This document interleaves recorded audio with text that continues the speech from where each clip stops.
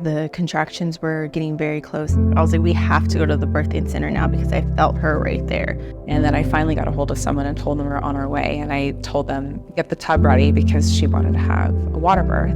And from my assessment on the phone, I thought, you're not gonna make it. I did not want this mama stuck somewhere having her baby on the freeway. All right, Dean, turn around. We're having a home birth. And we turned around and Kristine was like, what? At that point, I was kind of like, I had freaked out a little bit because I wasn't planning on having a home birth, but I knew it could happen.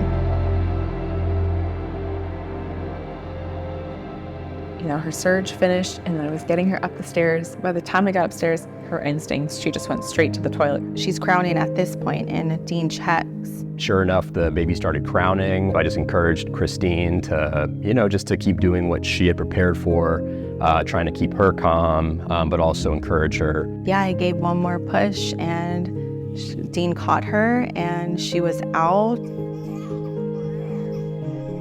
I called emergency service because I'm not certified, like in case there was an emergency with baby or mom. And so they come very quickly. Listen to that heart.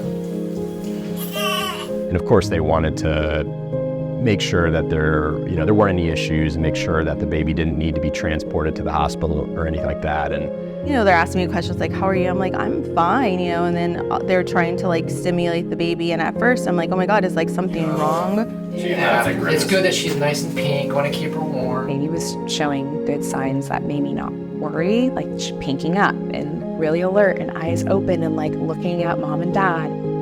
I said, no, I'm okay.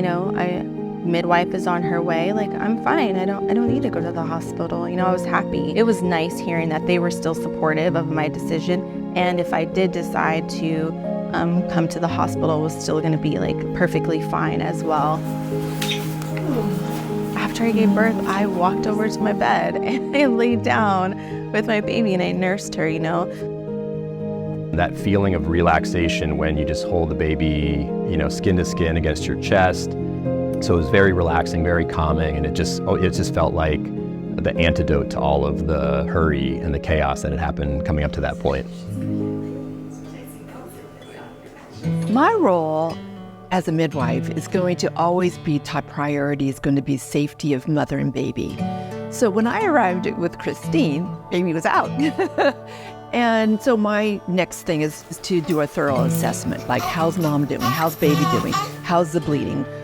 How's the baby's breathing? What color is the baby? APGAR score. Everything was perfect. The baby's physical was normal. Breathing was normal. The baby nursed without any incident. 7-6. There's a lot of things that doulas do ahead of time to prep for the day of. Is mainly physical and emotional support for mom in birth and labor. Walking mom through each surge, physically, mentally, and emotionally. Providing comfort measures, making sure mom is staying hydrated, make sure mom is, eating and getting enough calories to endure however long the labor is, because it does take a lot of energy. My whole birthing time was peaceful. It was, with my family. It was raining outside. I was just comfortable. She's great. She's very alert and attentive, just like when she was born. She was just staring and watching, and she's just like that now. She's doing great, and it's kind of nice, the fact that she was born in that bedroom where we spend most of our time with her. It just feels like this is her habitat, Trust your team, trust your partner, and trust your body, and everything's gonna be all good. My name is Kristine, and this is my birthing story. Jeez.